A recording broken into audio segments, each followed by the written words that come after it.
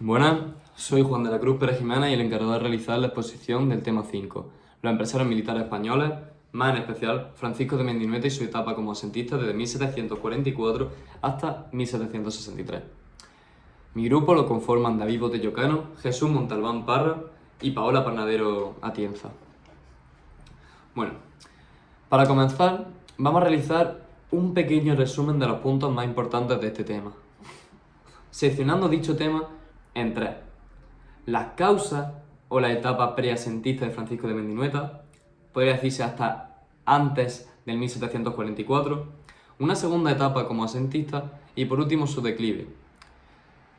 Para comenzar, las causas son claras. Lo principal fue la influencia de su padre, las relaciones del padre con los hombres de negocios navarros, un importante grupo de negocios en el siglo XVIII, y el propio legado del padre como hombre de negocios. Todo esto hizo que la imagen de Francisco de Mendinueta mejorara en gran medida, mejorando por decir algo, su imagen crediticia, que fue lo más importante o lo que le llevó hasta cierto punto a conseguir el asiento de la provisión de víveres al ejército. Además, las relaciones que mantuvo durante los años anteriores a su puesto con Miguel Arizcún y Goyeneche, que fueron los asentistas anteriores a él, también facilitó el hecho de poder estar preparado y capacitado para realizar dicha labor. Para terminar esta parte, fue en el año 1740, con una cesión de la corona con el gobierno de Patiño, lo que favoreció la facilidad de Mendinueta para conseguir el asiento. Ahora ya empezando en la segunda etapa, la etapa de Mendinueta como propio asentista de la provisión de víveres al ejército, ya en el año 1744. Su etapa estuvo marcada, podemos decirlo, con dos cosas. Lo primero de ello fue los problemas al empezar y otra,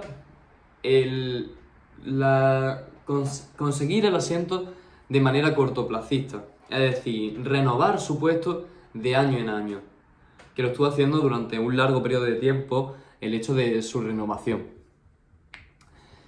Los problemas marcaron toda su etapa como asentista desde 1744 hasta 1763. Dichos problemas, al tener una renovación continua de su puesto, pudieron disminuirse en cierta manera.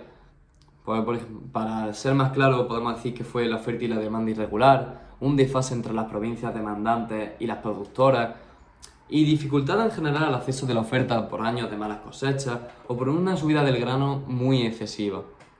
Esto marcó su etapa como asentista durante todos esos años. Pero el hecho de tener una renovación constante le permitía tener nuevas cláusulas y nuevas concesiones o facilidades a la corona, la cual también le facilitaban a él su labor, ya que la corona estaba más confiada en él, tenía más confianza en él, por darle unas mejores condiciones.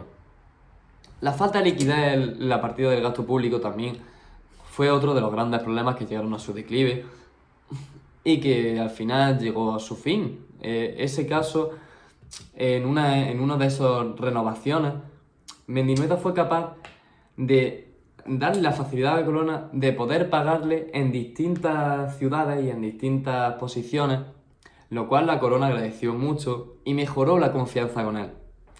Al llegar a los últimos años, Francisco Mendinueta se encontró con que la subida de precios fue desmesurada, extrema. Entonces la corona empezó a perder o a tener desconfianza, dicho de mejor manera, en él, y llegó al fin de periodo como asentista, e incluso podría decir que el fin de hombre de negocios, debido a los grandes problemas que tuvo en esa última etapa.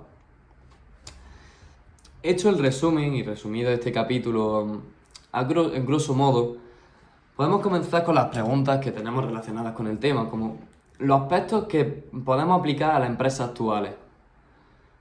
Relacionada también con lo que podemos aplicar como futuros empresarios, estas dos preguntas llevan hacia un mismo punto, que es hacia la mentalidad de Mendinueta como hombre de negocio.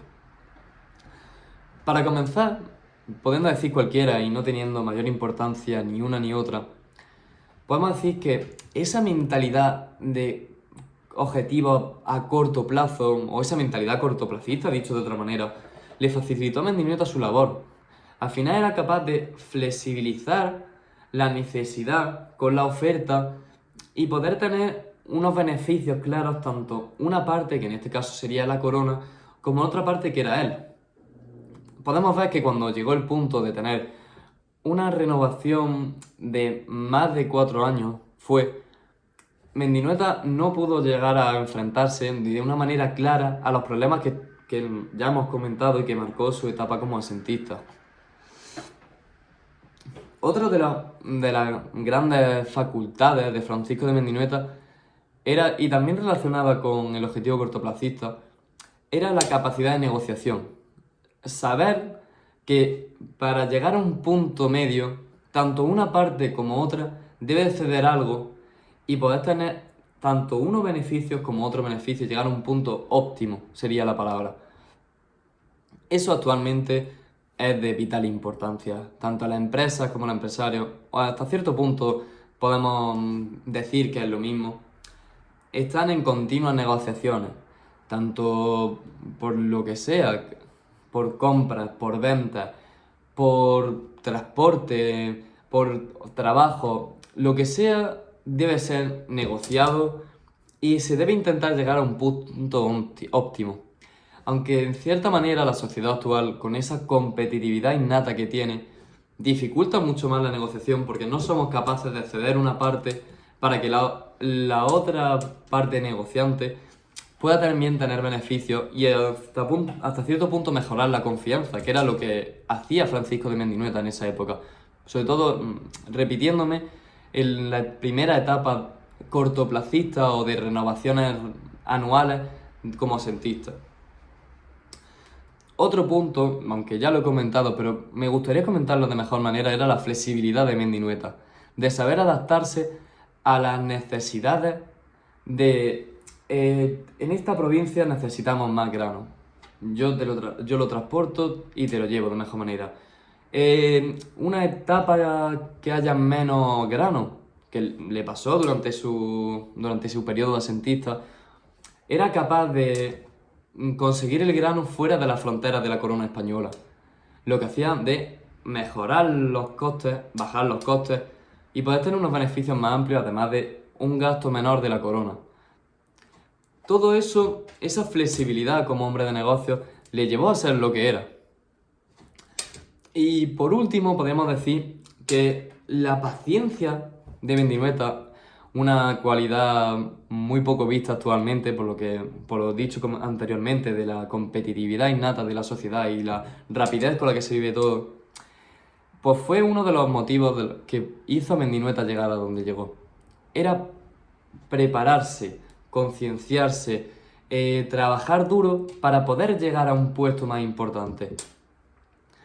Sus relaciones continuadas durante años, tanto con hombres de negocios navarros, también podemos agradecérselo a Miguel de Mendinueta. Su trabajo como negociante o hombre de negocios, anterior a su periodo asentista, saber relacionarse con ciertos sectores para poder aprender él, porque realmente no se aprende nada si nadie lo ha hecho antes. Explicándome, no hay nada mejor que personas que hayan pasado por algo para que te lo enseñen a ti.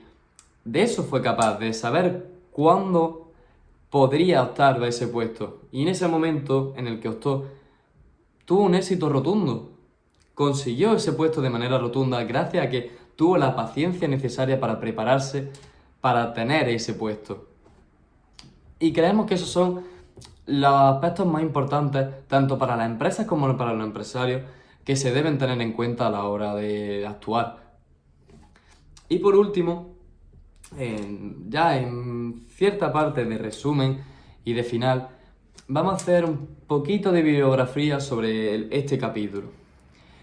Para comenzar, no hay mejor manera que hablando del autor de este capítulo, Rafael Torres, el cual, además de este tema, este capítulo sobre Francisco de Mendinueta, tiene ciertos artículos y otros libros, como el último libro que ha sacado en inglés, llamado Military Entrepreneurs, el cual también habla hasta cierto punto de los empresarios militares españoles, en ese caso, sobre el siglo XVIII o una etapa así.